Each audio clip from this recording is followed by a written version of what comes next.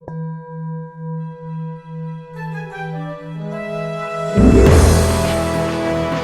Radical Secular Podcast, a demand for justice, equality, and rational public policy. Subscribe at YouTube, Apple Podcasts, and all the major podcast channels. Visit our website at theradicalsecular.com for articles, insights, and our complete library of episodes. Support us on Patreon, and follow us on social media. Hello, and welcome to the Radical Secular Podcast. I'm Sean Prophet. I'm Joe Occhipinti. We've got a great show for you this week. We'll talk about the war in Ukraine, the slap heard around the world, and the rampant both-sidesism, whataboutism, denial, and general moral cowardice that always accompanies great injustice. We'll talk about the disgraceful and racist display at the confirmation hearings for Supreme Court nominee Ketanji Brown Jackson. We're going to talk about intersectionality and how the left tends to eat its own. Later, we're going to celebrate the International Transgender Day of Visibility with a special guest who is my own transgender daughter, Sirena Prophet. But first, I want to remind you that if you like our show, make sure to subscribe, leave a review, check out our Patreon, and tell your friends to listen. New episodes post Mondays at noon Eastern on YouTube and all the major podcast channels. We also publish new articles regularly in our journal at theradicalsecular.com. The Radical Secular Podcast is brought to you by Cannibal & Co., located in downtown Jersey City and at shopcannibal.com. Cannibal, that's Cannibal with a K, stocks a rotating collection of goods ranging from apparel and accessories to home furnishings and fine jewelry. Cannibal weaves together its forward-thinking vision with its traditional roots to provide an expertly curated experience of unique and locally sourced finds. We're grateful to Cannibal for sponsoring our show. All right, let's kick off and do our t-shirts. What are you wearing today, Joe? Well, with Sirena coming on, which I'm very excited about, I wore this t-shirt, which is kind of weird, but I love it. And this was designed by my godson, who came out as transgender a number of years ago. And one of the first people I know that did, like recent times. And he made the shirt and gave it to me as a gift because just because it was a joke, internal joke kind of thing, right? And so I thought it would be really cool to wear it today. It says "To the Disco," and it's got a unicorn. And who is riding the unicorn? It's a sloth. A sloth riding a unicorn. I love it. Yeah. I couldn't figure out if it was like one of the four horsemen or like what the hell is going on there. It's just a little sloth, but which is I don't want to get into it, but it's just a joke between us. Yeah. Uh-huh. But I mean, it's like that's very special because it was gifted by a special person and it's related to the show. So I wanted to wear it. Well, yours is much better than mine. Mine is just a general sentiment, which is live long and prosper. Oh, that's awesome too, though. And that is what I want to say to all of my transgender friends today is live long and prosper. And that's just about all there is to it. You have my admiration and support in every way. All right, so let's dig in. The first topic is both-sidesism, whataboutism, and conspiracy theories. These three things are the bane of justice and accountability. And let's begin by saying that I understand it is painful to confront human evil, or even to admit that such a thing exists. It's painful to hold people accountable for their actions. There's a whole host of psychological reasons why this is so. And I can list a few off the top of my head. Number one, holding others accountable means you might be held accountable. Most people think that they are much worse than they really are, and they tend to magnify their own petty faults. And most people's faults are really petty. So when they see a public official or a celebrity being held to account for seriously bad behavior, they worry that they themselves might be judged by that same standard, when in reality, most people have very little to worry about. They would have much more to gain by embracing a higher standard. And secondly, people don't want to give up their own admiration for a celebrity or politician that they previously supported. It means they have to admit that they were wrong, that they misjudged their character. If it's a musician or film star, now they have to reevaluate their own consumption of that media. And we've seen this time after time where people who haven't wanted to acknowledge the depravity of various celebrities who've taken a fall into disgrace or been convicted of crimes. Third, people have been socialized to believe that there's always two sides to every story and that placing accountability where it belongs is judgmental. And this is wildly wrong. It's a very anti-system, anti-accountability attitude because no society can operate without accountability. And even if there's shared accountability in a situation, we always need to look for who shoulders the preponderance of responsibility. See, when both sidesing happens, it's like assigning 50% blame to both the victim and the perpetrator. And that's just not right. If the victim bears any responsibility at all, it's usually a very small fraction. So both sidesing always helps the perpetrator and hurts the victim by creating this false equivalency, which is, I just find exasperating. And so this is true across the board. It happens in personal interactions. It happens with government policy. It happens in international relations, as we've seen with Putin's war on Ukraine. And we've seen the high cost, of course, with COVID of not holding people accountable for public health measures. Over 1 million deaths in the U.S. from a pandemic, when at least 1/3 to 1/2 of those lives could have been saved with stringent accountability. Just fucking force people to wear their damn masks and get their vaccinations. So I don't know. What did I miss here? Why do you think it's so difficult for people to hold their fellow citizens to a higher standard? It is difficult. It's painful. And confronting injustice is painful, Sean. I mean, I concur with everything you said here. I also think it may go deeper still. We are social beings, and we tend to, defer to others in our group, which means often denying evil behavior, bad behavior. We are embedded in systems of hierarchy, and that makes us defer even more to people in positions of greater power.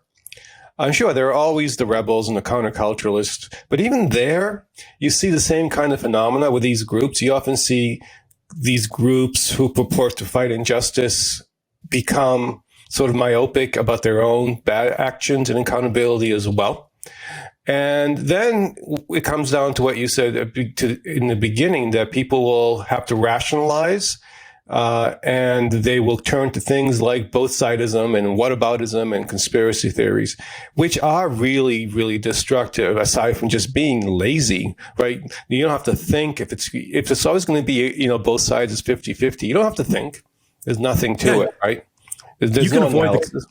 Yeah. You can avoid the confrontation. I mean, and that's I think what a lot of people are doing is they just don't want to have that confrontation. And yet it's far more painful and difficult to live in a world that lacks accountability than to live in a world where there's clear rules and norms for behavior. And we want consequences to be uniformly enforced. It's in everyone's interest. We do. So this constant deflection to provocation, though, comes up every single time. I mean, Chris Rock told a bad joke, right? Vladimir Putin, he was afraid of NATO expansion, right? This whole thing works across the board for justifying every manner of injustice in the world. And it also dovetails with victim blaming and the just world fallacy. Everything happens for a reason. And also there's this whole idea that there's multiple points of view that can be true at the same time. And, yes, okay, there's definitely nuance, and we have to celebrate and work towards, understanding nuance, right? But that is so quick. It is a hair's breadth away from falling into postmodernism and just nothing. There's no actual truth. There's only interpretations and that kind of stuff. And that's just a whole other kettle of fish that I'd rather ignore. I mean, I know there's people who study this stuff seriously at the university level, and I'm sure it is a serious discipline, but it gets misapplied so many times in the media, and the right wing has just embraced it almost totally. This post-truth stuff. So the overarching real truth of our age, though, that we're apparently having to relearn is this, and that is that fascism, violence, atrocities, and genocide don't happen without the broad-based agreement and consent of a sizable portion of the population. And justifications for all these things appeal to our lower nature, honor culture, and tradition. And ironically, our own aversion to personal conflict is at the core of all of it, right? And I want to say here, some of the things we love the most are at the root of our undoing. And those are things like tradition, like religion, like nationalism, like nostalgia, like all of these things that make us feel good without being good. And so with that, I want to do a quick update on two of the major stories that we've been following this week. The first, of course, is the brutal war in Ukraine, which is grinding on into its second month. And the second is this slap heard around the world at the Oscars. At first blush, these two stories don't really seem to have a whole lot to do with each other. But watching the responses play out across social media, it's a very similar pattern. Before I get started, though, Joe, can I get your initial impressions? How are you feeling right now about our collective response to these two events? Yeah, I mean, I have actually a lot to say about this. If I go on too long, just shut me down, shut me up or something. But first, the first thing that comes to mind is, with me, is how the same person that I see can express great outrage at Russia attacking the Ukraine, or Ukraine, I should say, and also cheer when a man attacks another man because of a verbal insult. Now, you may see these things as grossly disproportionate, and they are. So often when there is violence justified, when it's provoked by fear and anger, though, we have to kind of look at that. Where's the line, right? The line is somewhere between these two acts, I suppose, right? One act on one side and the other on the other. But then look at things like the Kyle Rittenhouse supporters, right? Cold-blooded murder, right, of two people. Scumbag. Absolutely. But why aren't Kyle supporters correct then? What makes them wrong? We have to think about that, right? Where's the line? And the fact that he was exonerated by a court of law just goes to show how fuzzy this line is becoming, right? The fuzziness is a degradation that goes into the heart of our institutions. Justifying and even glorifying violence of any kind makes that line fuzzier. So we have to be careful here. I mean, I will say that proportionality does certainly matter. Will Smith's actions themselves do not compare to the greater forms of violence we see with Rittenhouse or the war and so forth. And I won't give credence to people who are condemning Will Smith's slap, but have never once said anything about mass incarceration, right? Or any form of violence against people of color. They don't, as far as I'm concerned, their motives are suspect. I do understand the sentiments behind those who feel he was justified. I do. I even value some of those sentiments, but in the end, I do not think that they rise above the principle of nonviolence in this case. And that's, I think, the case we want to make. If we live collectively, share a society, we need clear boundaries, as you mentioned earlier. We need clear accountabilities. When is it okay to attack another person? When is it not clearly self-defense and you attack someone? When is that okay? Walking up to someone and hitting them is against the law. We know that. But the law is not enough. There has to be a shared civil or civic understanding, right? Otherwise, eventually the laws erode and they give away. And this is what we're seeing. This is what we saw with the Rittenhouse case. The invasion of the Ukraine, likewise, broke all kinds of international codes of conduct and laws. Can Russia justify it? Yes, they can. They can justify it, and they are. And it's meeting success in a lot of places you wouldn't expect. And every time that happens, those codes of conduct and those laws lose their power. They become less important. There has to be a global understanding, right? Each and every time a nation breaches that conduct, the line gets more fuzzy, and the line threatens to disappear altogether. This is what we are worried about. So shared civil principles really do matter, whether it's at the local level or whether it's international. They are the fabric of our civilization. They are the fabric of international order. The laws will not hold without these shared principles. The laws will give way. The shared belief in democracy is eroding, and that is why we are seeing Americans being disenfranchised again in red states. It's the same kind of thing. So no, I think violence is wrong unless it's explicitly as a reason for self-defense, and I think we need to say that. Even though, listen, I love Will Smith. I've watched him since he was his first movie, which I can't remember the name of, but it was awesome. He's a really good actor. And I'll still watch his stuff, and I'm not going to judge him by one action. I'll judge him by the whole of his life, right? And I think that's what you should do. But at the same time, we have to be clear about those standards and about our principles. And in a way, our trauma in America is chronic. We're not being bombed like Ukraine, but we have gone through years and years, decades really, of a slow, poisonous change in our society. And it's no less damaging, like things like war. We aren't dying of bombs, but we're dying of despair. And we're dying of 1 million people from the pandemic. And no, many people are doing fine. And I get that. If you're one of those people that's doing fine, you might be wondering what the hell I'm saying, what I'm talking about. But societies don't drop in life expectancy over the last 5 years as we have, unless there's something really messed up. They just don't, not in the modern world. There are so many indicators that we are having problems, serious problems in America. Suicides, overdoses, depression, anxiety in our children, right, that are at really explosive rates. And they're all getting higher, all these things. So that slap, I think, touched the trauma. It triggered our wounded nation. And some people felt relief and even celebrated this man making slapping a guy who made a hurtful joke. He got what he deserved. That's kind of been a driving force, don't you think, Sean? In our politics, this force of retribution, we want to strike back, hurt those who have hurt us, right? Others experience this violence in a different way. It touched them it touched their own victimization. Maybe they were victims of violence before. It touched the fears and angst about violence across our nation, like shootings, gun violence, hate crimes, self-inflicted violence, even, right? Like the alcoholism, depression, suicide. So what we should do, if we can, is use this event to grow, heal, and learn. And I think that's what we need to do. Yeah, well, I would say that, I do blame and fault Will Smith. I probably won't be a fan of his anymore.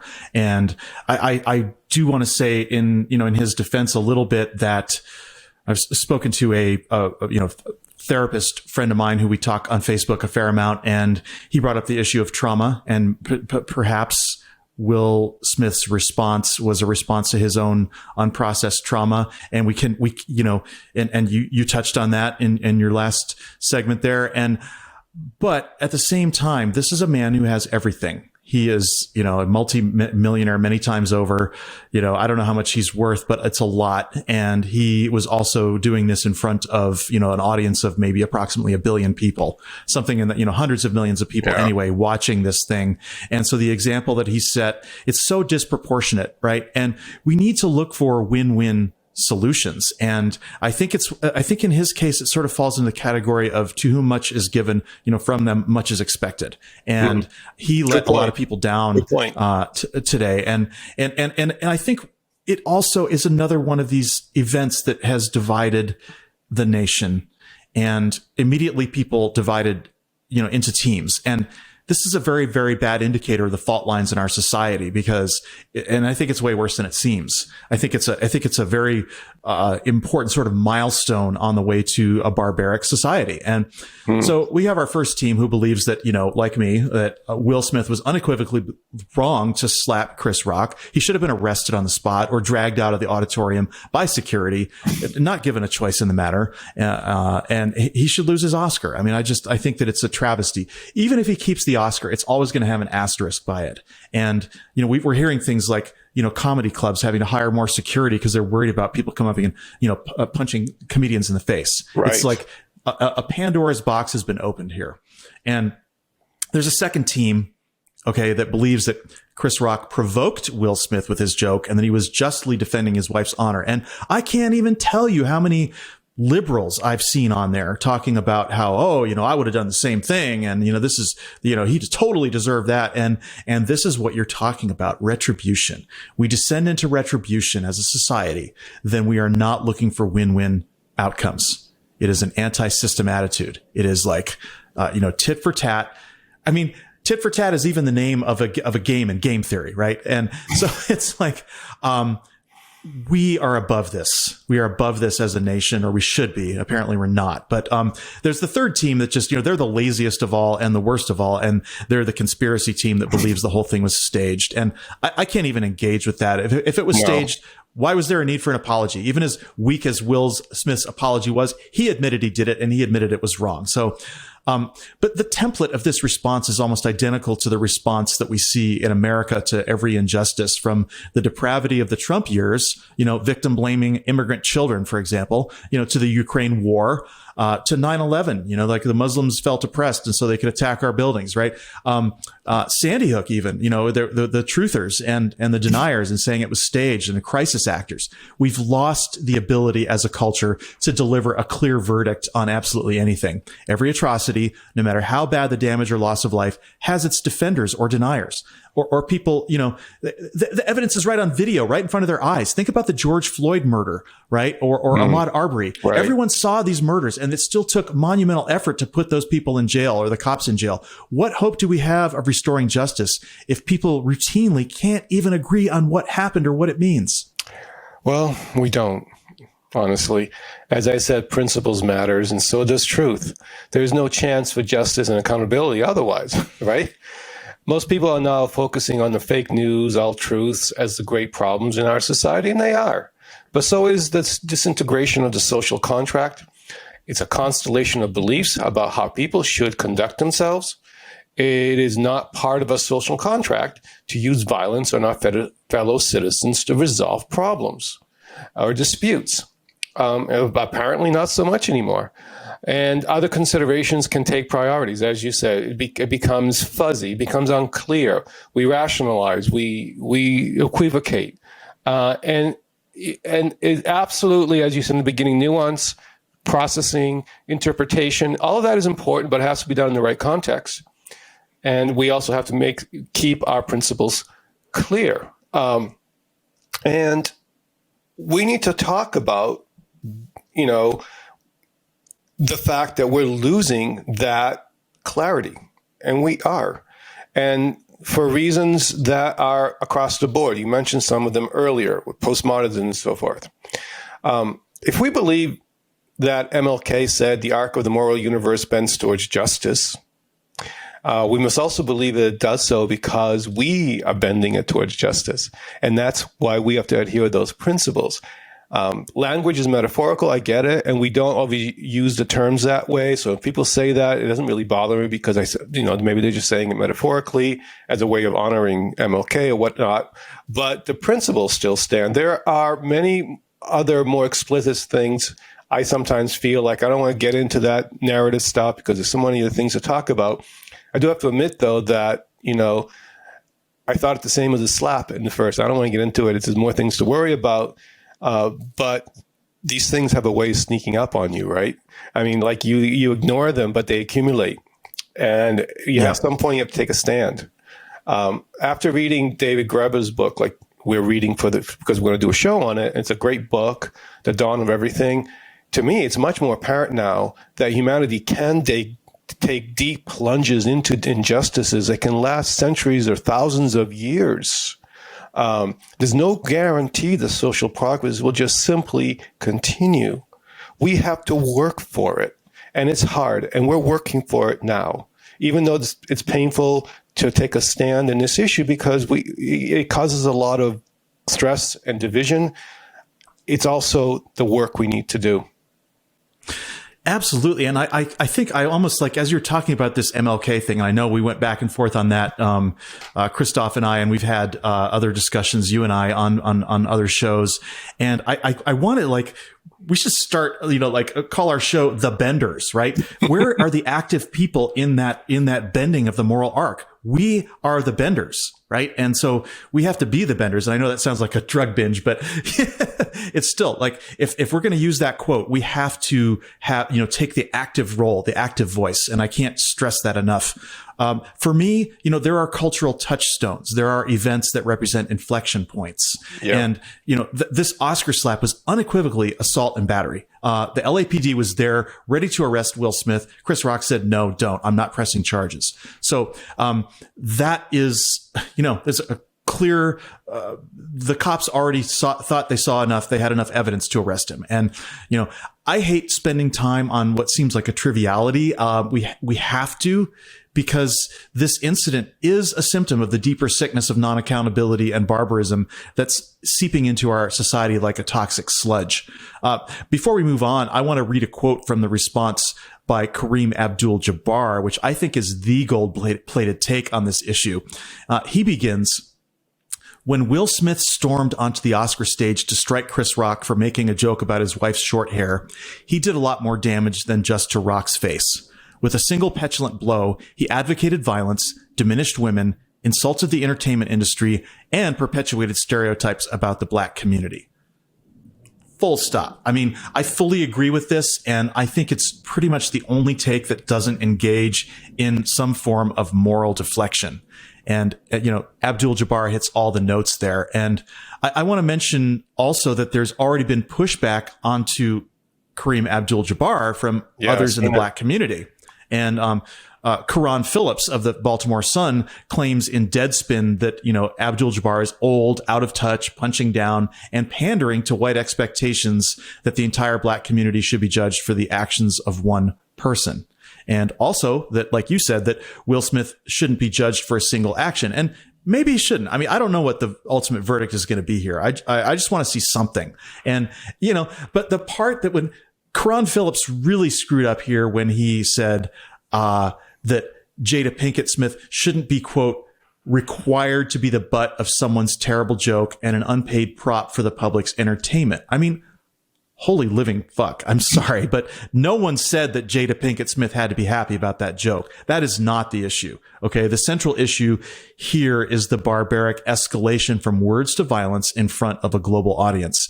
And by the way, I have to say this, that there are numerous examples of Smith making bald jokes, fat jokes, and every other type of joke that could be considered mean-spirited or inappropriate. And look, according to the flawed rules of intersectionality, which I'll be talking about later, as a white man, I shouldn't even be commenting on this. And that's horseshit, of course, because black culture is fully American culture and the entirety of American culture is impacted by this. So everyone has a right to comment. But let's really take this pushback, okay, Phillips, what he's claiming. The first part, that Kareem is old and out of touch, it's just straight up ad hominem. We can set that aside. It doesn't hold water. The substance of Phillips' argument, though, seems to be the objection that the black community should be judged by the actions of one man. And I agree. They should not, any more than white people are collectively judged for the actions of one white man. It's preposterous. It's collective guilt. It's all the things we know that are wrong. But Abdul-Jabbar is acknowledging the reality in America today. Black people will be judged for this incident, and Will Smith should have been aware of that. He is, I'm certain, aware of that. And as for him being judged or canceled over a single incident, no, I don't think anyone's asking for that. Everyone will make up their own minds as to whether they want to continue consuming Will Smith's movies and music, and the Academy will take whatever action it sees fit. I hope they revoke his Oscar.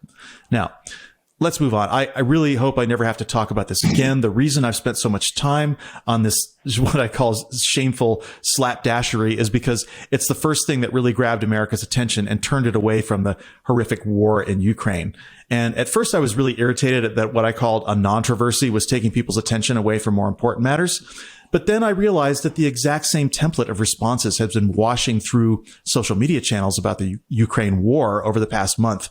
The both-sidesism, the victim blaming, the whataboutism about America's past wars, the blaming of NATO for provoking the war. Will Smith's defenders are using the exact same script Vladimir Putin is using, albeit on a much larger scale, to justify the vicious destruction of Ukraine, really just for the crime of existing as a free and democratic nation.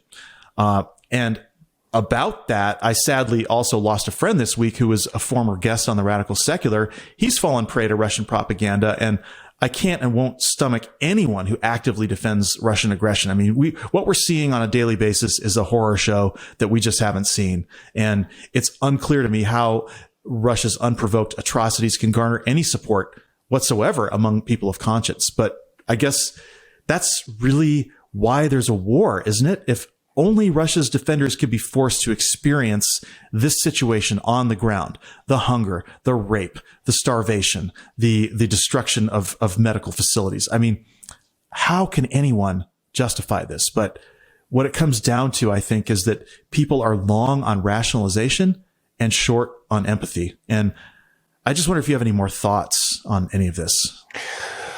Well, as an academic, we analyze everything, we interpret things, we want to find out the basis behind the motivations behind this war. So that can be, we have to be very careful because that can be taken as excuses.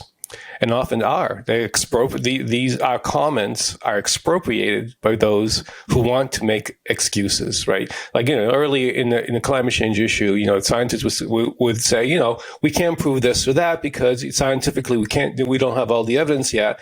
And then people, you see, they don't know, it's that kind of thing. And so you have to always be careful. And so it matters who your audience is. It matters how you frame things. I think we do have to be morally clear, ethically clear about things like violence. And that should take priority over, making comments that could be taken for a ride and cause harm. I think analysis is good, though, and I think interpretation is necessary because we do want to avoid it in the future. So if we can set the conditions for this not happening again, then we should. And the only way to do that is to have a good analysis, an honest appraisal of the situation. If there were things that provoked Russia in history, then we need to know it and we need to do better, right, for the next time. And so this is complicated and it's tricky. In terms of the, the slap and all of the sort of cultural stuff that's come up, very important. I don't minimize it at all. It's very important stuff, but I fall back to the truism. There is a difference between what should be and what is. It's just like there is in Russia. Is always, we want to look at what is. That's science. That's analysis. The shoulds are the morals, the ethics, and all that, which are also important. So we need to figure out how to do both without them compromising each other. There are a lot of ridiculous and unfair ways, as you said, of people of color that are judged, right? How women are judged. Anyone who's in the lower rung of the hierarchies of social power are used and judged that way. That women have to represent all women, or people of color have to represent all people of color, is a horrible thing to do to people, right? People are human beings. That's a great burden to put on them. But at the same time, it is the reality of the situation. Obama acted with great extra grace and compassion as a president, rarely ever showing anger or frustration because he was being judged by a different standard, and he knew it, and he knew the consequences of not performing that way. It's not fair. It's not fair that a professional woman has to do extra well to be considered the same level as a man. We need to change that, but it has not changed for a lot of people. The fact is that a lot of people do not want to distinguish between the individual and the group. Rather, they look for excuses to bolster their ugly biases that way. And there are many more that won't do that necessarily consciously, but they do it unconsciously. And so, right or wrong, as a famous actor, Will Smith's actions do shape the opinions about Black men.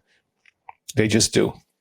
And so, the higher status, the higher society has gifted you with privilege and prestige, wealth, and so forth, I think there is a measure of responsibility that has to rise to that occasion. I think that's only fair. And for my part, I think that's what the conversation should be about. We should be, first of all, making the unfairness of how we judge people on classes and identity explicit so we can do better and deal with them. But we also have to hold people accountable, especially those people who have a greater share of power. I do have something to say about intersectionality. I know you want to talk about this later, but it's a good time to bring it up now, I think. It's become a central focus. It's a central focus of social justice. And I may not make some people happy with what I'm going to say, but the ideology of different levels of human flourishing centered around intersectionality is dysfunctional on the left. It's not working for us. It's not working for America. You can see the confusion it causes in this case with Will Smith. Does the suffering of a Black woman with a disability about hair, which is a signifier of identity, does that take priority over a hard slap committed by a rich and famous Black man on another rich and famous Black man in front of millions or even hundreds of millions of people? How do you parse that from thinking about intersections?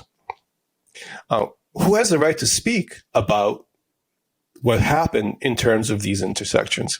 And as you can see, you mentioned earlier yourself, the arguments are all over the place, and there's camps forming.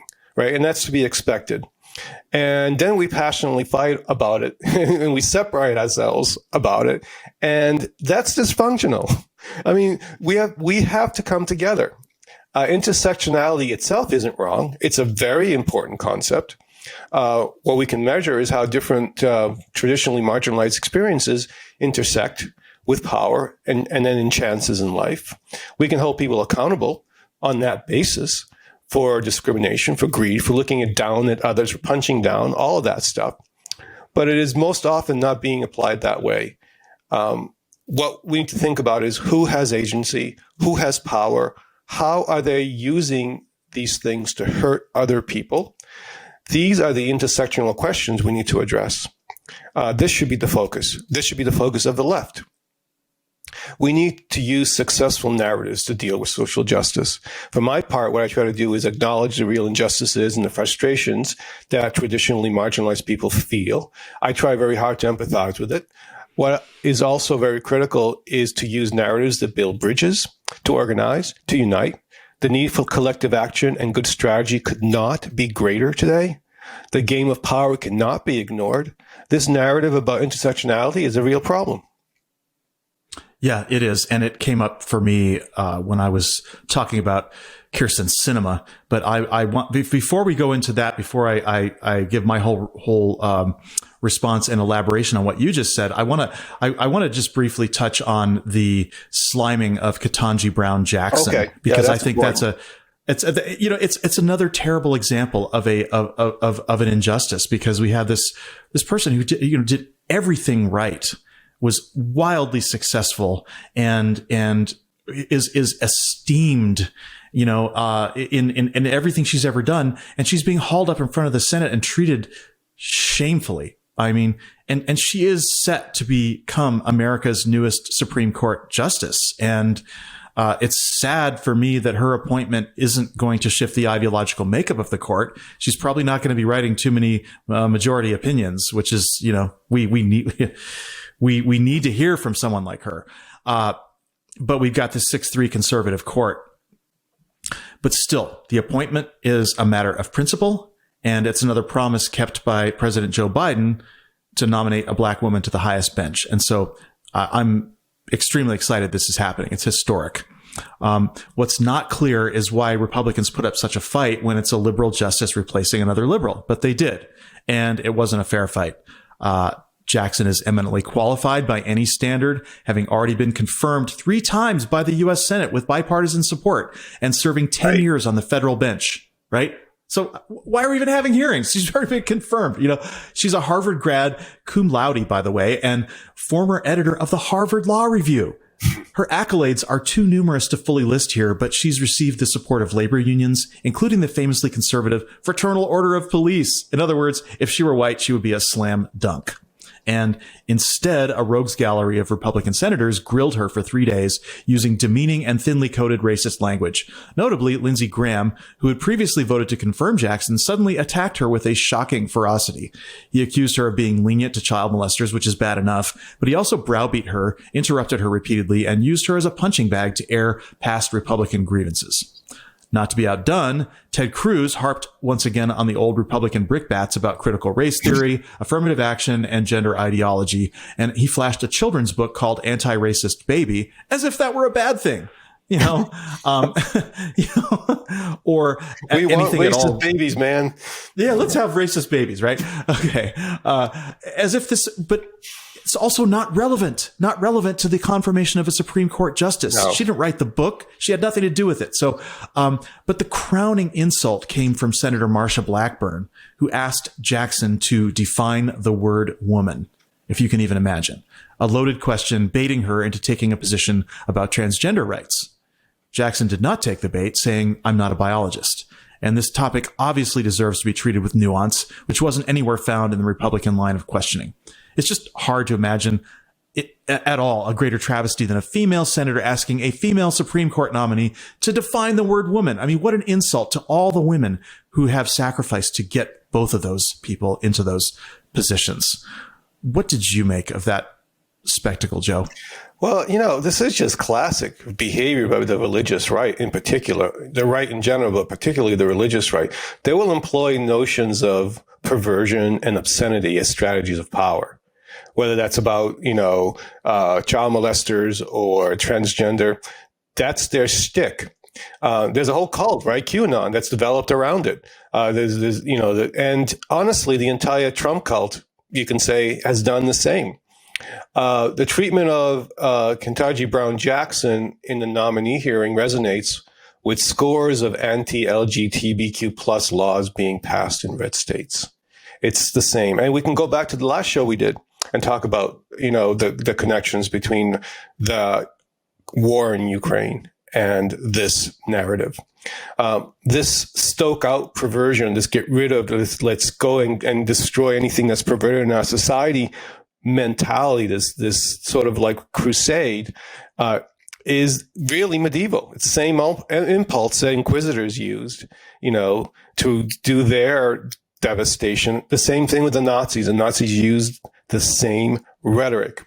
It is always found behind theocratic power. It is found behind fascism. In democracies, perversion is also a way to leverage people's fears and biases for the purpose of control and the acquisition of power in elections. And in turn, it undermines those very democracies and the principles which they stand for.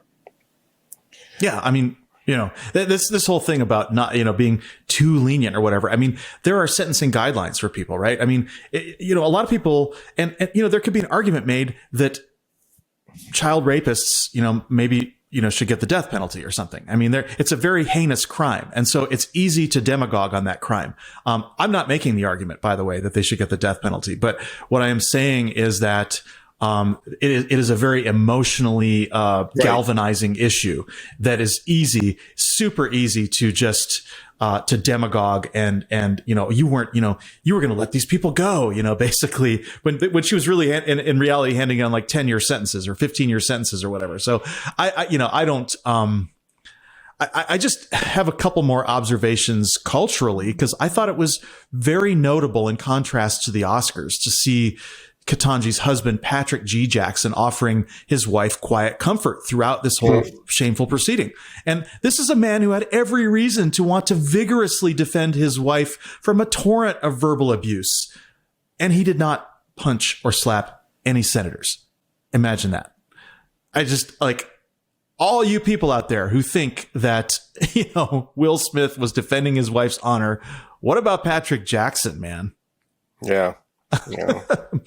So, okay, let's also talk about Mitch McConnell, who stated on March 3rd on the Guy Benson show, according to Snopes, that there was no question that Judge Jackson was qualified for the Supreme Court. Yet on March 24th, he grandstanded on the Senate floor that he, quote, cannot and will not support Judge Jackson for a lifetime appointment. I mean, is there a worse example that you can think of open racist piggery than that? It's just the worst. And I do want to clarify a point that you made.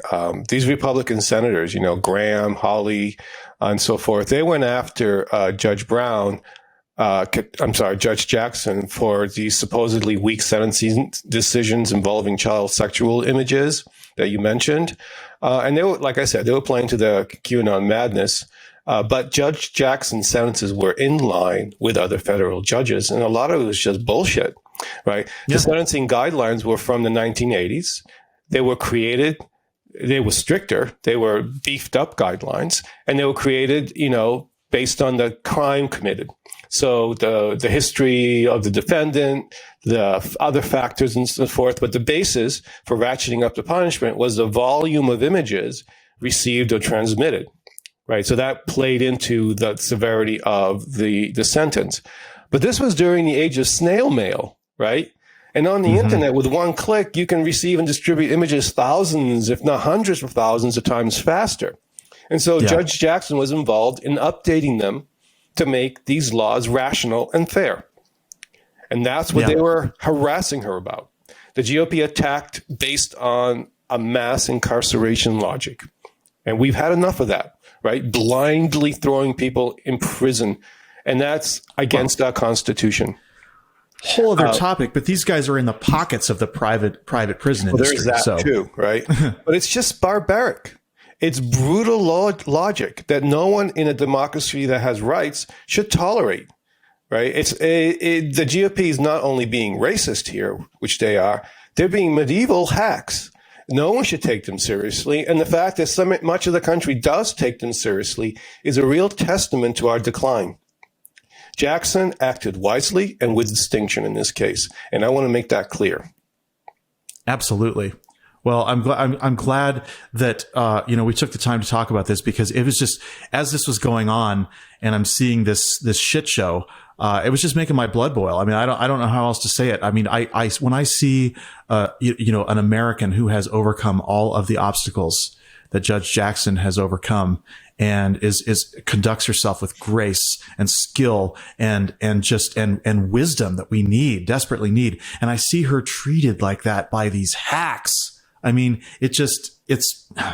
anyway. All right. Well, I'm glad you already delved quite deeply into the topic of intersectionality, because I'm going to read a fairly lengthy Facebook post that I wrote this week on the topic, which came up because I liked and commented on a post about the complete embarrassment of Kyrsten Sinema wearing another one of her wild and frivolous outfits in the halls of Congress. Now, a woman piped up on my comment and replied I was body shaming the senator, even though I explained it wasn't about the outfit, it was about the context and the hypocrisy of it. I think her comment was in extremely bad faith, which really stemmed from the fact that she clearly didn't think that a man should even be holding an opinion about any woman's clothing, no matter the context. And it seems like she claimed that she felt, by saying this, I was limiting all women's clothing choices, including her own. And once that accusation of body shaming was made and thrown out there, there wasn't anything I could say in my own defense. She wouldn't even discuss the topic in the way I had framed it. I was just guilty in her mind of an offense against women. And by the way, this is a person who has been in the leadership of the Arizona humanists, right? I mean, this is not just anybody. This is somebody who should definitely know better. And her response to me, it was hurtful, and it also led me to write what I'm about to read to you. So here goes. Intersectionality is important. It says, first of all, that the combined impacts of oppression and marginalization are greater than the sum of their parts. For example, a person can be a member of an oppressed race. They can be congenitally disabled. They can be poor. They can lack education. They can be an immigrant classified as an outsider. They can be elderly, or they can be a member of an oppressed gender category, someone with a minority sexual orientation, a non-believer, or a believer in a minority religion. They might be a crime victim or a victim of chronic physical or sexual assault. They might suffer from a wide variety of mental or physical health problems. Any one of these things can represent a severe challenge, a challenge not faced by members of young, healthy, straight, white, Christian, or male majorities in America, okay? Or majorities anywhere in the world. I mean, oppression it makes life so much more difficult. And I think that privileged people don't understand it. So when a person is a member of multiple oppressed groups, these challenges compound, often exponentially. Further, intersectionality broadly implies that those best qualified to report on the experience of marginalized groups are the members of those groups, particularly when a person is in multiple marginalized categories. An example might be a non-binary, atheist, pansexual, Black, first-generation immigrant.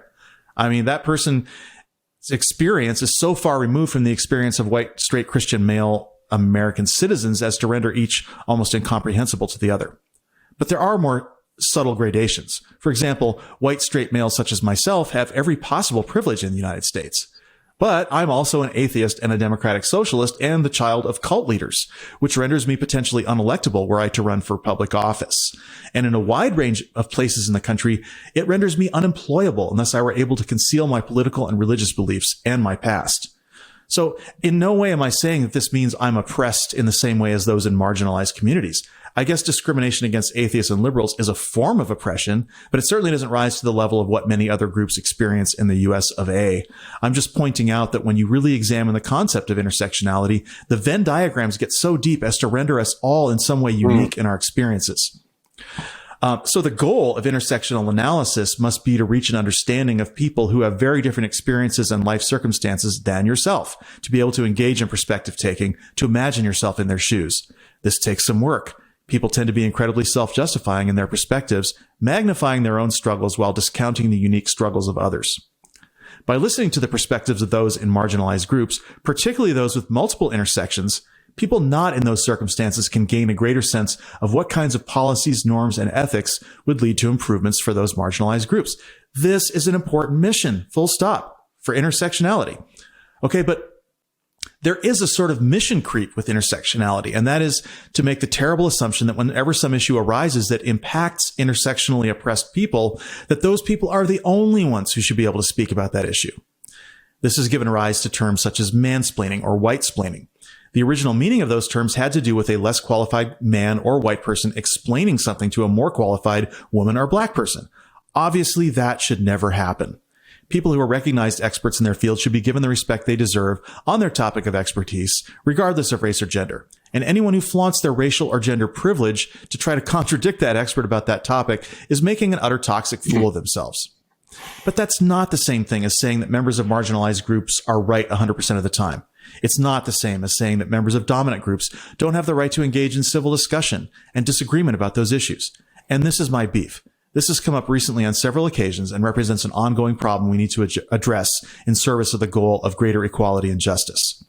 One example is that white Americans expressing outrage about Russia's invasion of Ukraine get accused of selective outrage because they might not be currently as upset about the Saudi government's atrocities in Yemen, or about past colonialist atrocities, right? Or about American military adventurism in Iraq, Afghanistan, or Libya. This is all bullshit whataboutism that only makes the world worse. Past wrongs don't make a current right, and citing past wrongs often deflects from current accountability. And a second example is, of course, the deflection from Will Smith's infamous slap to issues of Chris Rock's insensitivity toward issues of discrimination against black women's hair or health issues. A third example is that discussing Kyrsten Sinema's outrageous clothing choices in conjunction with her betrayal of voting rights and the betrayal of all the feminists who sacrificed throughout history to make it possible for her to become a senator generated accusations of body shaming. Folks, this is a toxic muddling of issues on all counts. I'm unequivocally against discrimination against black people's hairstyles, especially those caused by disease, and the Crown Act has written protections against such discrimination. It's the law in California and was just passed by the U.S. House of Representatives. This bill needs to become law across the nation. I'm also unequivocally against the violation of national sovereignty and the targeting of civilian populations, no matter who does it. We need a strengthened United Nations with the capacity to punish nations who violate international law. I'm also unequivocally against body shaming of any woman or man for any reason, except this is unfortunately not so simple because Kyrsten Sinema's quirky personal style would not be an issue for any liberal if her politics were as liberal as her outfits. And also, no liberal woman has to worry that criticism of Sinema will spill over into their own wardrobe choice. This is the entire point that I was making, that Sinema's ultra-liberal clothing choices represent a form of hypocrisy for someone who is as corrupt as her, who has flippantly betrayed every liberal principle. I can't believe I'm the only one who sees this. So I reject the idea that my whiteness or maleness prevents me from speaking about any issues of national or global importance. It's not in keeping with liberalism to silence anyone's perspectives, and I won't tolerate that nonsense from the left any more than I'm going to tolerate the right trying to silence my atheism or my advocacy for socialism. So that's my post, Joe. I really want to get your take on the issue because the whole time I was writing it, I was wondering what you'd have to say about it. So take it away. Hey, listen, I mean, I think you said a lot of good things there. I agree with a lot of it. I really do. Probably all of it, honestly. And it's something I've thought about for many, many years. I've been a person involved in hard left politics for 40 years, right? I've, marched with Jesse Jackson and in the 1980s and all the way through, and so I've had to deal with this all my life. This idea of intersectionality has really changed over time. It wasn't like it is now. It's become a lot more sort of superficial in many ways that I see. And like you said, it's used like a club. A lot. And as you said, it's a very important concept that we need to consider, we need to take seriously. But it's got to be more than just a rote compilation of how grieved identities stack together, right? All of these terms should be used with care.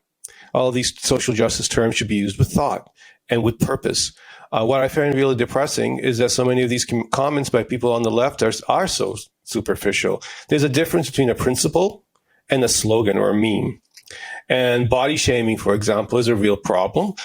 It needs to be considered. It needs to be taken seriously. But it's a topic that deserves depth and nuance. It should not be applied like a rhetorical weapon, as you said, just to silence people, because that's easy to do. Right? It deserves better than that. Yes, men talk over women and think they know better, and especially in terms of their expertise being denied, and we call that mansplaining. But now mansplaining has become something different, right?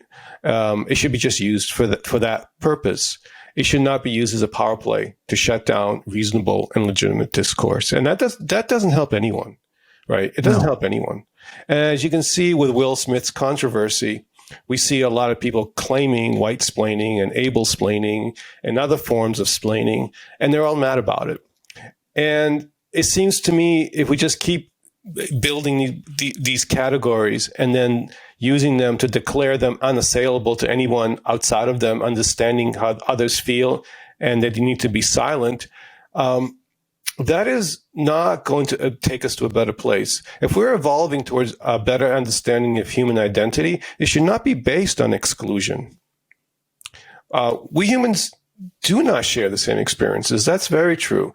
There are different levels of injustices, of course, and we should be sensitive to all that, factor it in.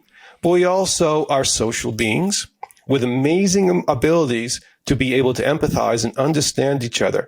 We can intellectually abstract from our own lives and analyze how others experience life. We can emotionally connect in very deep and profound ways. So if any of us are trying to do those things, it is worthy to acknowledge that we can have meaningful conversations together, despite our differences. In the end, it is about listening to others who have different life experiences, especially those that have led to discrimination and injustice. You said it well before. It is about deferring at times even when you do not share in that suffering and being willing to be more silent and step back. That is appropriate sometimes. It really is. Right. As a white male, I do that sometimes. I may have something to say, but I'll just keep it to myself because, it's important to give other voices an opportunity. Those are all good things. But we also must be oriented towards truth, debate, discussion, openness, and growth. It's not always an easy journey. I've done it for 40 years, but it is a possible one. I think I've managed pretty well. I admit I've failed many times, but over the course of time, I think most people in communities that are marginalized have appreciated me in that sense as a white man, and have been actually very, very responsive and very kind. So I don't want to say this is something that's across the board. It tends to be a minority view, but it's there and it's very vocal, and it does. And like I said, it's causing us to be more dysfunctional than we need to be. Well said. I think that you have managed pretty well. I can't imagine anyone having a problem with you. So, it's happened. It's happened. Yeah.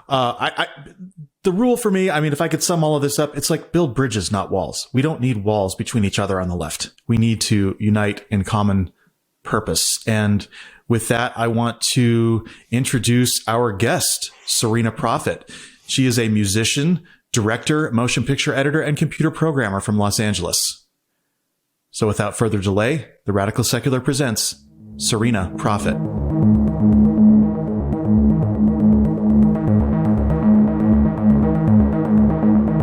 Hi, Sirena, and welcome to the show. Welcome. Hi, thanks for having me. Absolutely. So let's dive right in. I would like to ask you how and when you first realized that you did not identify as male. I don't know. I think that growing up in the Valley made it a lot harder to figure that out for myself. I always looked at the guys always trying to fight and just so aggressive and just angry and very macho and against. If you ever called anyone gay in the Valley, you better be their best friend or you better fucking know how to run, because there's a lot of extreme homophobia out in the Valley that you just would not expect. Yeah. To be clear, you're talking about the San Fernando Valley, right? In Southern California. Mm-hmm. So, I would say it took me until about when I was 26 and 26 I realized I finally admitted to myself I wasn't a straight cis male. And then 27 was probably when I realized that I identified sexually, personally, and in many other ways as a woman. Just kind of fit me better. But and here's the kicker, and I hope I might get a lot of hate for this, but I don't plan on finishing my transition, and this is kind of something that I don't know. There might be a lot of controversy around. I really don't know, but I like the idea of a third gender. I'm a very science oriented person, and I think that I don't think that I identify really as a woman or a man. As my neighbor downstairs will tell you, I am a man. I'll never be a woman. So. That's similar to my own child who is transitioning, and they are 23, and he's not going to go fully to female.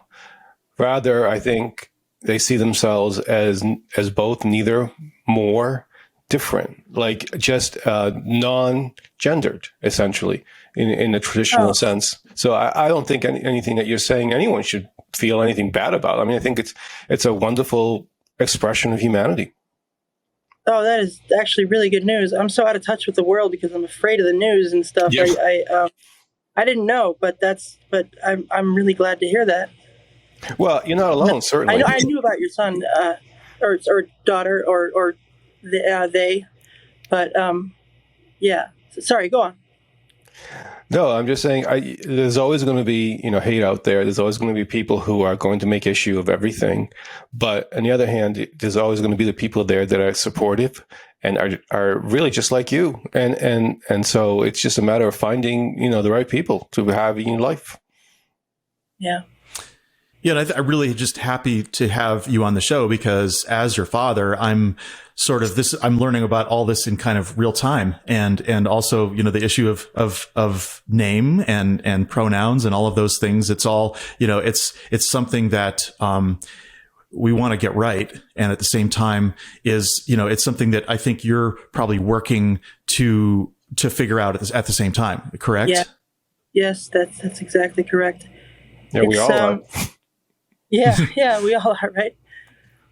I'm kind of mad at the Valley and at homophobia and transgender phobia and xenophobia in general that it took me so long to find this place because, well, I've never been so tumultuous at any point in my life. I've also never been so fully I guess I would say complete, both sexually and personally. But at the same time, that comes with a lot of depression, a lot of misery, a lot of people treating me like a pariah. Unfortunately, the people that I thought would be there for me and stuff.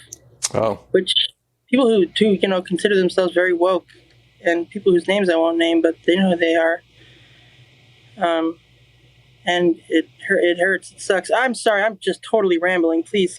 No, not at all. Go on. No, this is important because I think, we're getting a chance to see your process and understand it and understand, what kinds of personal costs and things like that you have had to pay, which I think have been high. And so I wanted to ask you about that more specifically, like when you realized, at the age of 26 or whatever, that you had this gender mismatch happening, and you obviously knew that there was this road ahead of difficulty, of struggle, and of potentially betrayal and shame from friends and other people that you knew. How did you arrive at the process where you're like, I'm doing this? Because that's kind of a big deal. I'm still not sure that I have arrived. I just keep getting prettier and, buying better makeup and nicer clothes. I don't know. It just, but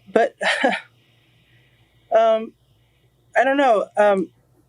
I think, what was your question one more time? Just the main gist of it. You were talking about how, you were mad at the Valley and you were mad at some of your friends and people like that. And you must have known in advance that there would have been that kind of pushback and things like that. And so to make a decision to know that you would be faced with, all of this, all hate, for want of a better word, betrayal, all of those things, right? And knowing that that would probably happen, I'm just trying to figure out the process that you had to go through, the evolution that you had to go through to figure this is what I want to do, and it's worth it. Yeah. I guess what I want to say is that I could have gone the rest of my life as a cis male, but I would have been really never sexually fulfilled. And we all know that sexual frustrations can lead to really awful things. I really feel like I could have made it. So I'm maybe not as powerful as some of these people who really, really just it's everything to them to for their body to be exactly how they want it to be. For me, I like the way people treat me. They don't come at me with aggression anymore. I don't get challenged by men. I mean, there's a whole female psychological architecture that I'm kind of trying to navigate right now. But I'd much rather play mental war games with gals than actual war games with guys. I honestly didn't know that these people were gonna blow me off. I didn't think that. I thought I was gonna be really supported, and I have been by my family, save one, my family, and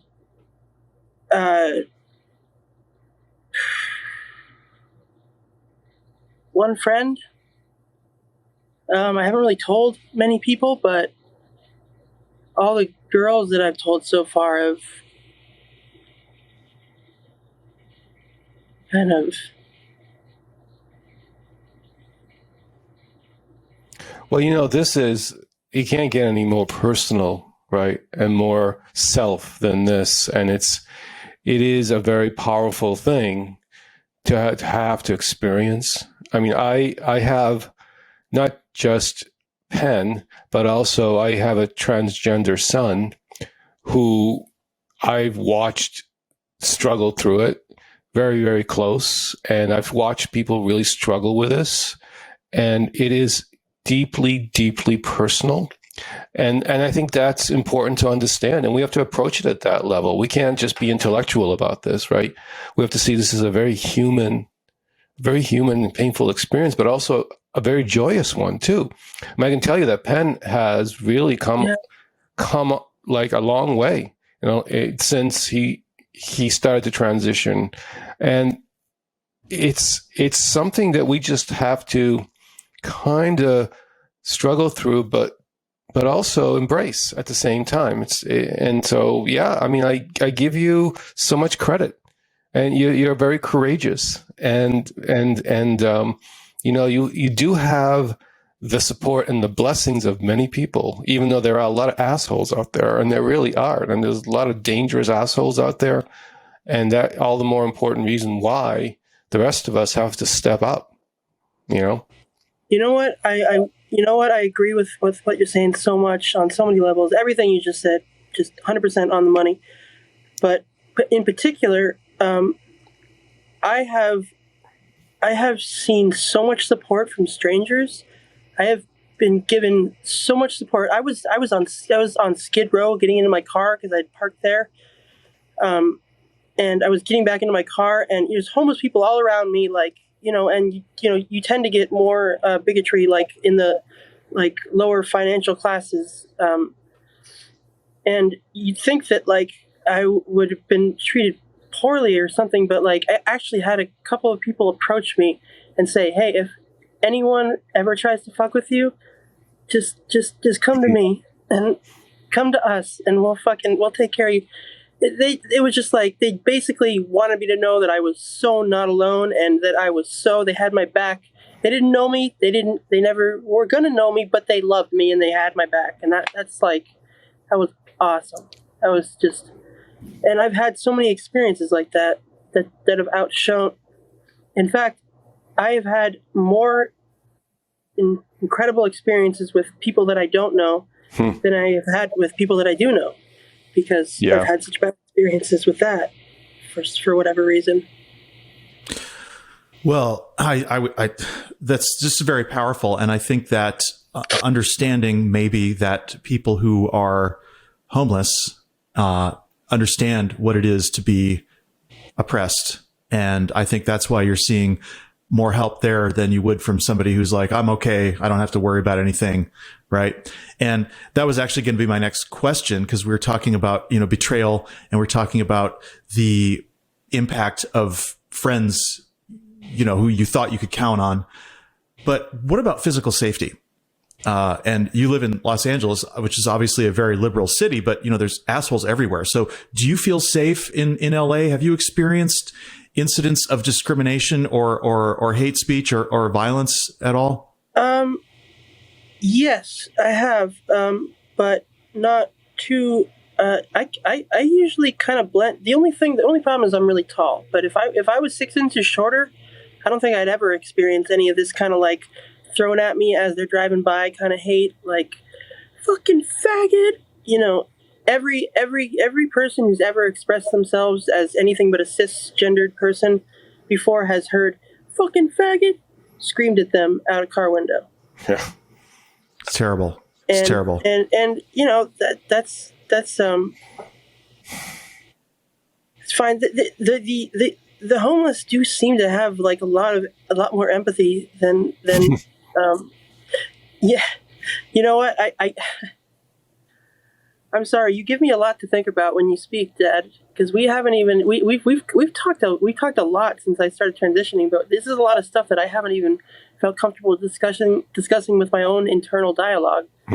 Wow. So this is if I get ahead of you, stop me, please, because I'm just trying to give you a forum in which to speak and, to tell your story, because I think it's a story that will be inspirational for a lot of people, and especially in our circles, people who knew you, people who, who might not know about what's happening now, to get your report, because this is where, if we want to get to a place of acceptance, and acceptance begins with those you love, those that are close to you. And I think that within the United States, the growth and acceptance of gay people, gay marriage, which still is nowhere near where it needs to be, but it's something like 65 or 70%.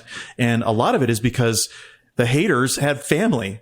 The haters have family who are gay, and now more and more, as more people are coming out, the haters will have trans family as well. Yeah. And so they have to start thinking about things like, the fairness in sports, and how, if you don't let transgender people compete, and that's, you're making them second class citizens. There's all sorts of issues that are being brought up right now, that what I want to talk about a little later with children, who are trans youth and all of that. So anyway, but if I go too far with any of this, just please stop me. No, nothing's too far. I think you're asking some really great questions, things that I wish I'd been asking myself. And I wish I'd talked to you about this sooner, because a lot of it's really cathartic. I like just, letting my emotions out of my eyes just now really felt good, to do that. I think I was holding on to a lot, and I would love to talk about everything that you just mentioned. And one more thing I would add to that list is I would like to talk about the life expectancy of trans people being... I've already lived 3 years longer than I'm supposed to, and I probably have that fact wrong. I know it's somewhere in their 20s is the life expectancy for the average trans person. That's because so many of them are murdered, and so many of them commit suicide. And is it just murder and suicide, or is there something else that's going on? Like, what do you think is going on there? Well, me personally, I can't. Yeah, I can't speak to the actual reality of it, but I can speak to what I think it is. And I think it's probably just...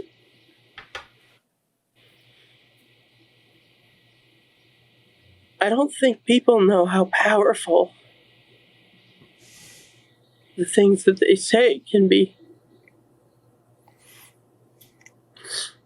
That's right. And I really wish I wasn't crying right now because I feel like a wuss, but. Well, it's okay because this is real. Yeah, and it's okay. But I just.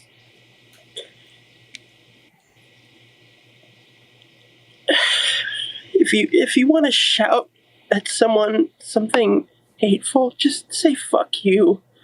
Please don't say you're not a woman or you're not a man, because that feels like you're saying you're not a human.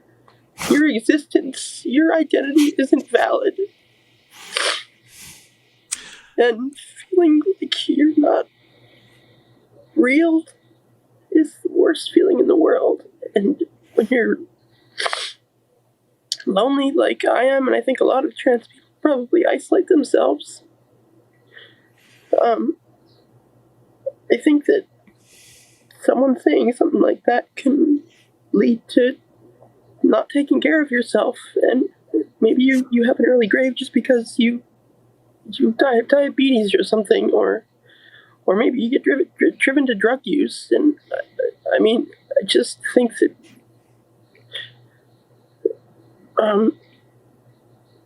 just be careful when you tell someone what they aren't. Yeah. I think I'm really sorry. It's like if this is really bringing up my protective instincts, because I feel like I would really like to,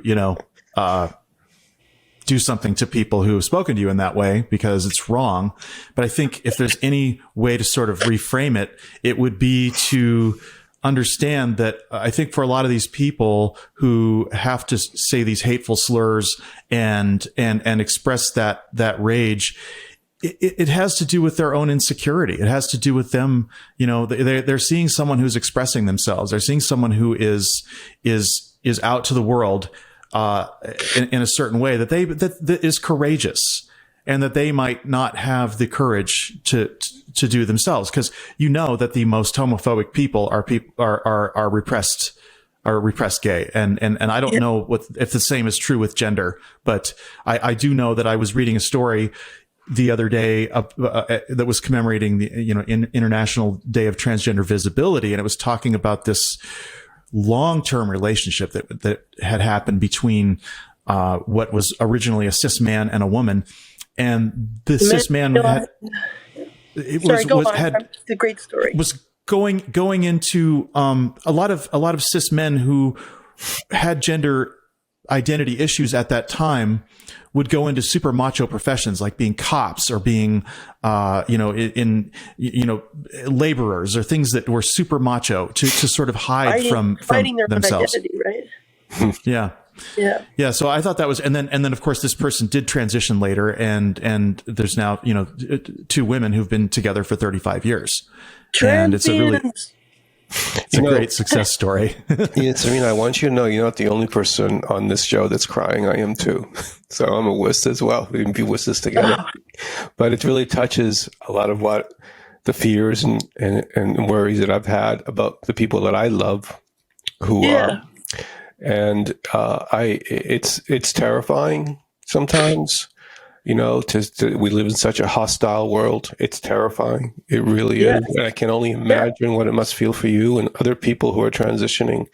It's bad enough for me, Well, you said you had two kids who were both trans? Two people, my own child and my godson, who I love very dearly. And also I know others too. I've had students, other family members. I mean, it's for me, it's a lived experience, But I have to tell you, coming from a very traditional Sicilian family, I remember years ago, I made this comment in a family gathering that, statistically, Mom, at least one or two of your children are going to come out gay, because it's about 10% of the population. And she's horrified at the time. It's like, don't say that, don't say that. And now the same woman is embracing her grandchildren who are trans fully, without no holds barred. She's loving. She accepted them. It's amazing what can happen, right? It's amazing what can happen to people. And I think we're going to see a lot of that too, not just the hate, but also the love and the acceptance. I really do. Yeah, definitely. So true. So true. Very well said. And we really the three of us kind of share I mean, there's the only thing that's more personal than being trans is having a trans child, I think. So you guys are both. Yeah, well, makes me livid when I just again, the protective instinct is so strong. I just didn't, I get primitive. I get angry and primitive when my child is threatened like that. I really do. I can't help it. Yeah, as rightfully you should, and as rightfully Rangers should. I mean, I think that like I get kind of scared of like what I'm going to do if I'm like ever like put in a position where I'm supposed to be defending myself against a man or a woman. If it's a woman and I defend myself, am I gonna? Shit, I don't know. Like, and then if it's a man, I'm gonna get my ass kicked because I swear to God, the hormones that are rushing into my body. I'm not even on hormone therapy, replacement therapy, and I'm like drowning in estrogen. It feels like because all of my muscles have completely disappeared. Everything's getting softer. It's like my body is like putting me on hormone therapy. But anyway, it speaks to this very real issue where like I think if there's a trans person and someone's trying to fight them, like maybe like a cis person could jump in and like save the day, because I think that's probably the scariest thing for a lot of trans people is not knowing what the hell you're supposed to do in a situation where someone's trying to physically attack you. Yeah, well, that is, and we know how bad the bystander effect is. People don't want to get involved, and they really should. They especially should. Just maybe in this one case because we're frozen. I mean, I'm frozen inside, and I think that I can speak for maybe 30% of the trans population with certainty, and maybe I'm speaking for everyone. I don't know. I'd have to hear, but I'm paralyzed with fear that. Had something recently happen with a neighbor who, like, she's like asking me. We got into a shouting match because she spends a lot of time on the phone downstairs talking to friends about things about how all of her neighbors are idiots, especially me, and how I'm sick, and just saying awful things. And I have to listen to that all day. And I've actually had to turn white noise on my laptop because I can't stand hearing what a fucked up, I can't stand hearing it. Like, it actually drove me to the point of having a screaming match with this woman. And, Again, you're not talking about a happy person. You're talking about somebody who's already got a lot of their own issues, and they're projecting those issues onto you because you're not, obviously not doing anything to hurt this person. No, actually, when I first met her, when I first moved in and she was complaining, I offered to help build her privacy windows and everything. And what we argue about is and this is the worst part, is she just throws out this incredibly hurtful ball of fucking just red hot hate and just destruction of my world willy-nilly, like it's nothing. Saying shit like you'll never be a woman, like you'll never have what I have, like shit like that is so. It's just such a so cruel thing to say. It's really cruel. It's like, first of all, duh, I fucking know. Like I get the fact. Like, I'm really aware that I was born a man. I'm not fucking insane. Yeah. But you know what's nice is sometimes I get to walk around in the world and nobody knows. and that's nice. That's a nice feeling. Yeah, I imagine it is. Well, and I wanted to ask you one more time, sure, if you could describe for our viewers and listeners, compare the impact on you of the insults and the harassment that you experience as a trans woman compared to the sorts of insults that you would get as a cis man. Oh, as a cis man, I just joked my way out of trouble always because, and the few fights, physical fights that I did get into, I lost most of them. But I just usually handled it with humor. But on the inside, I'm like, why is there so much aggression? So I actually feel much less powerful now than I did then. Just in terms of that kind of safety.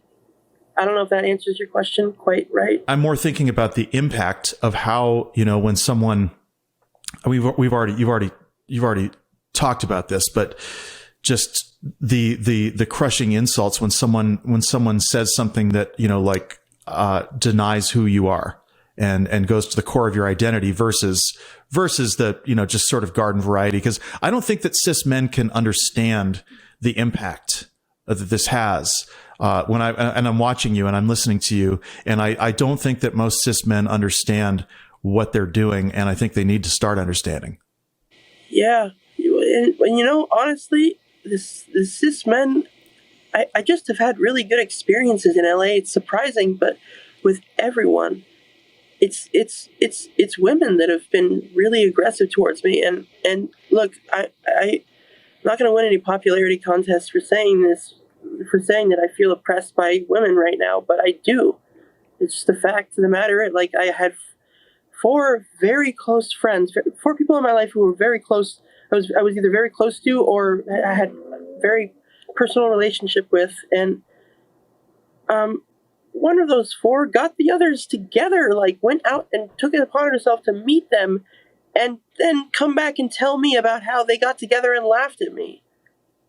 Like, it's evil. It's fucking evil. I'm sure she'll fucking see this. She's like a stalker. She's a genuine stalker. And when I went from being a cis male to deciding that I was this third gender, whatever, it's like and this is going to sound so egotistical, and I don't mean it to come off this way, but it's like now that she can't have me, she hates me. And God, that sounds so stupid.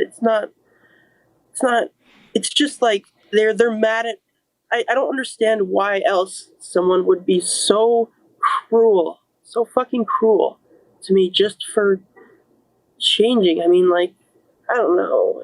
Well, they don't have to live in your skin. And it probably, who knows? I mean, there's got to be a whole psychological ball of wax wrapped up in there between, jealousy, between of loss, of, all of that kind of stuff that you could think of. But I mean, I don't know the situation. it just sounds, again, like when this change happens, it does affect everyone around you, all of your relationships. And that's something that I think that everyone needs to understand and should give us more compassion, not less. And you doing the show and being here is meaningful because I think it will reach people, and I think people will open their eyes and say, "Oh, I didn't realize that." Like especially traditional normative people that don't have that lived experience, and I think the more of that we do, the better. And I really thank you so much for doing this. Again, you're really courageous, and I really admire that.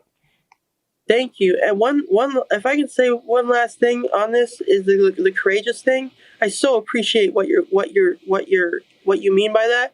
I think that people who are anti-trans they're really latching onto that courageous thing, and they're disliking it because I don't know if it's necessarily courageous. It's hard. It's a struggle, and if courage enters into it, that's fine, but maybe we need a new word for this kind of courage, because I'm thinking back to myself as a cis person. This was just four years ago that I was just certain that I was just a straight white male. And I'm thinking back to myself then, and I think I got a little twinge of annoyance when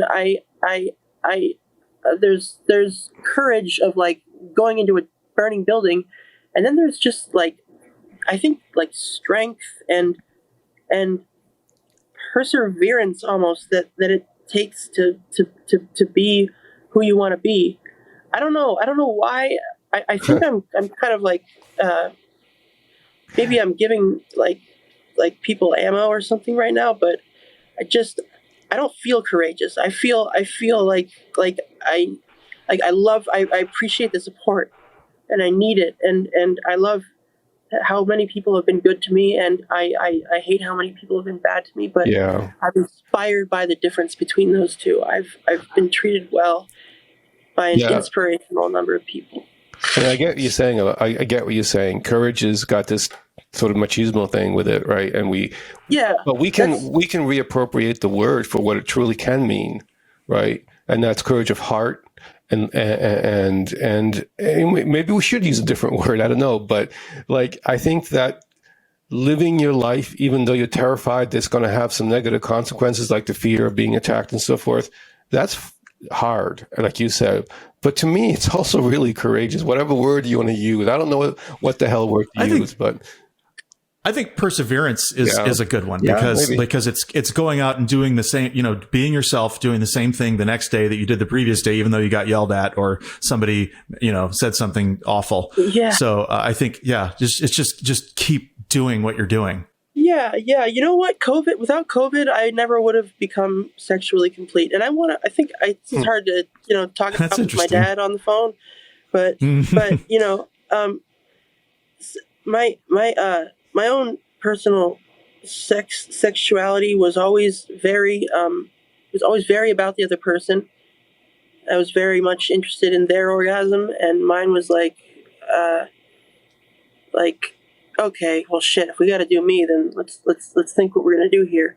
And just my fetishism like danced around the idea. Like, I think with an ex-girlfriend that dressed me up as a girl once and filmed it, and I wish I hadn't deleted it out of shame the next day, because it would be so funny to go back and watch and see what that was like. But when was that? That was back. It must have been 2015 with who I was dating back then. And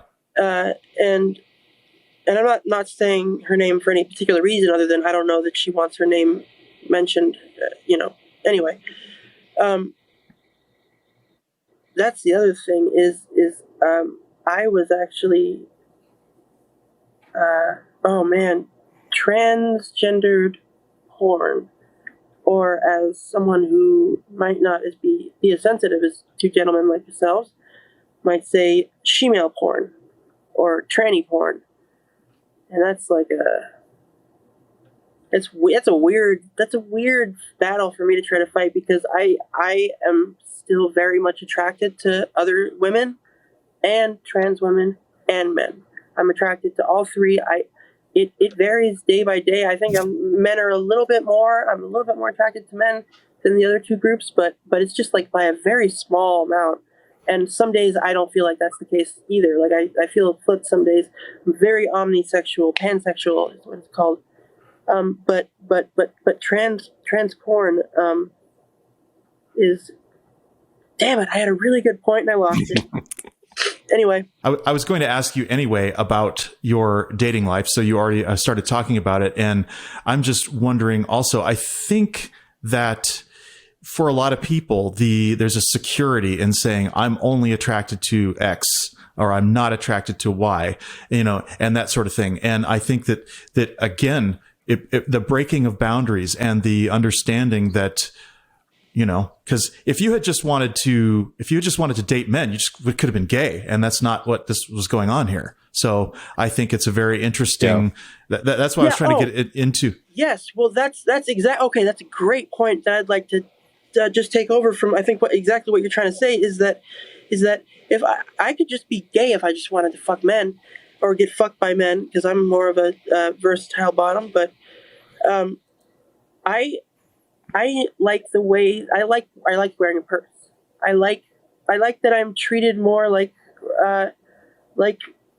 I'm not someone who's trying to aggressively come at you. I like that I'm treated like in a manner that is like not someone who wants to fight all the time, which is what I got as a guy. Like if I'm ever the alpha male in a situation, just like there's so much aggressive male energy being thrown at me, which happened. I was playing rock music, so sometimes I would be the alpha male, and then I would just immediately just be, it's just awful negative energy. So what you're saying is, yes, I could have just been gay, and this is about so much more than that. It is about so much more than sexuality. It's about being who you want the world to treat you like. It's about like, I don't know, being able to handle the world on a day-to-day basis and knowing where you feel like you fit into it, and then running with that. It's like that's beautiful. Yeah, I love it. I was just thinking that too. Yeah, very well said.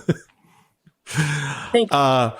Well, I wanted to ask you, prior to the show, because you kind of already answered this question, but prior to the show, how many people from your old life knew that you've transitioned? And also, if you consider this kind of your coming out on the show. Oh, yeah, I guess I am coming out on the show. I haven't been on Facebook for a while. I've posted maybe 3 messages in the last 2 years, and they weren't about anything about this. So yeah, there's probably going to be 300 to 500 to 1,000 people who had no fucking clue and are going to be all so that's what happened to Lawrence.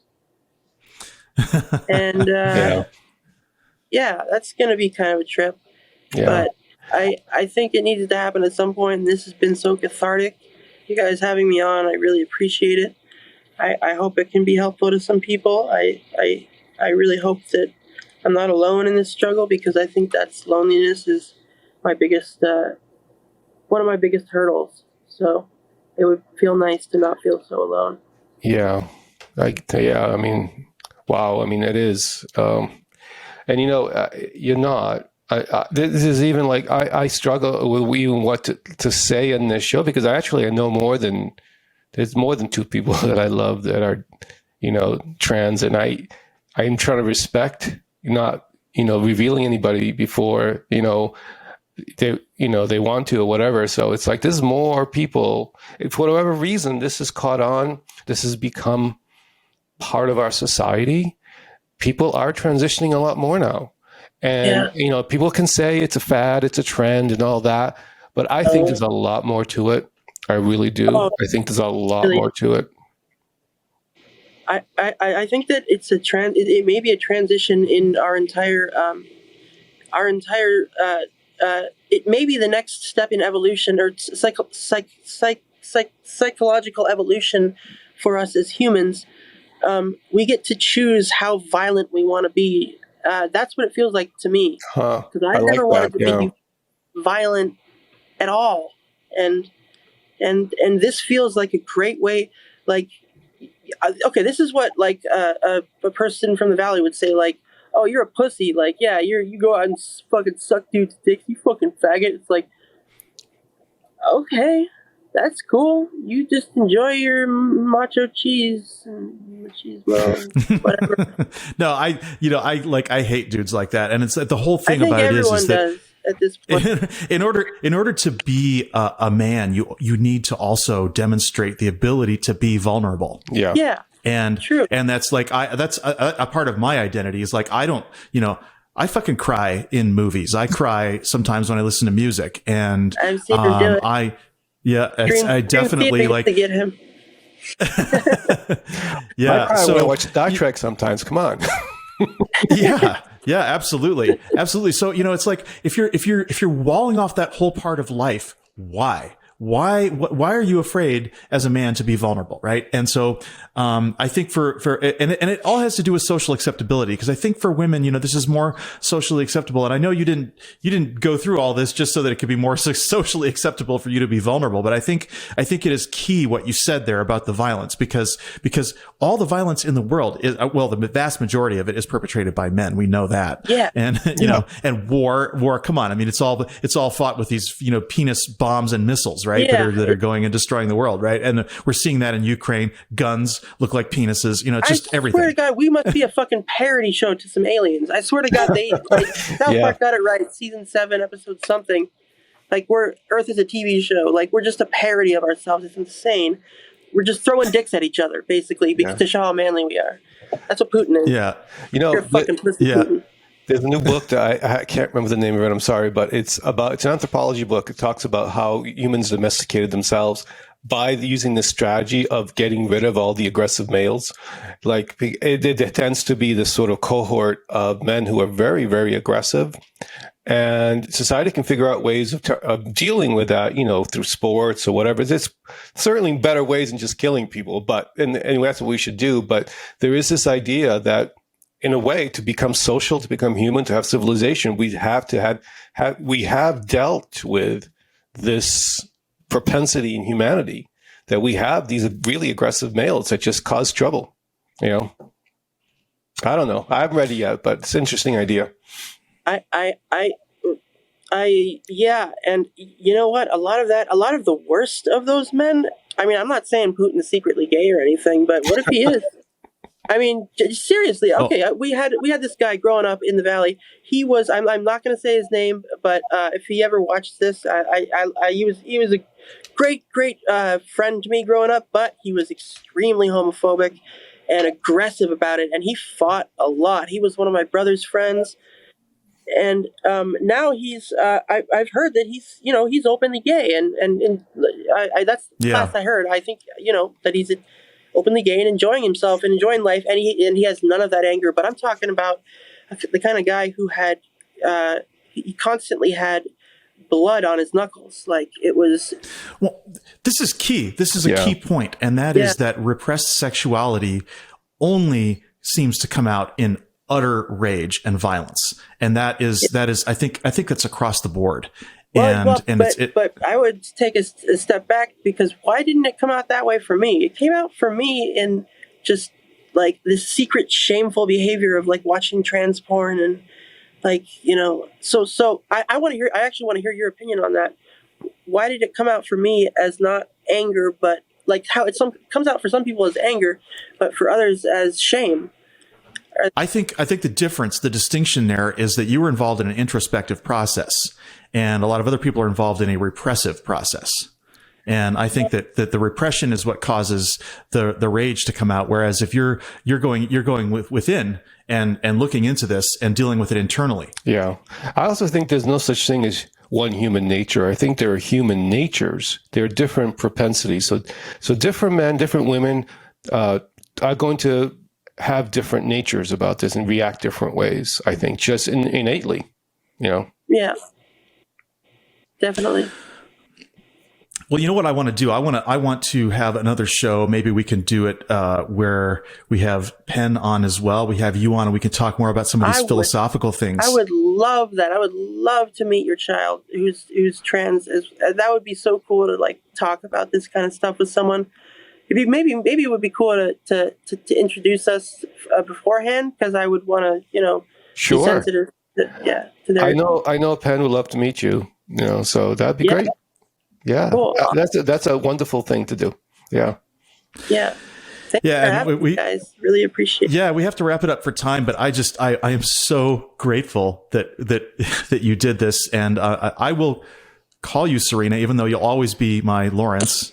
I'm still going to call you Serena, because I think that is who you are. And as your dad and as just a fellow human being, I want to offer every possible level of support that I can. I mean, you're so beautiful and you seem so at peace with yourself, and I'm just so very proud. So thank you, Dad. Thank you. I am very beautiful, at peace with myself.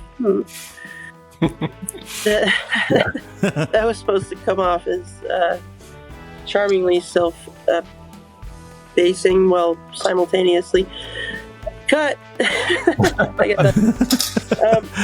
you for having me, guys. Thank you for having me. Yeah. Strong ending. Always go Absolutely. out and Please come back. Please come back, and we'll make it happen again for sure.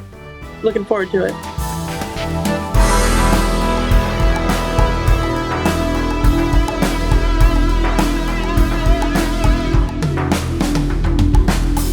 Radical Secular Podcast is written and produced by Christoph Defoe, Sean Prophet, and Joe Occhipinti. Logo and main title design by Tim Stetner. Post-production and original theme music by Sean Prophet. Special thanks to our support team, Lindsay Brightman, Jillian Sky Jacobs, and Lori Field Occhipinti.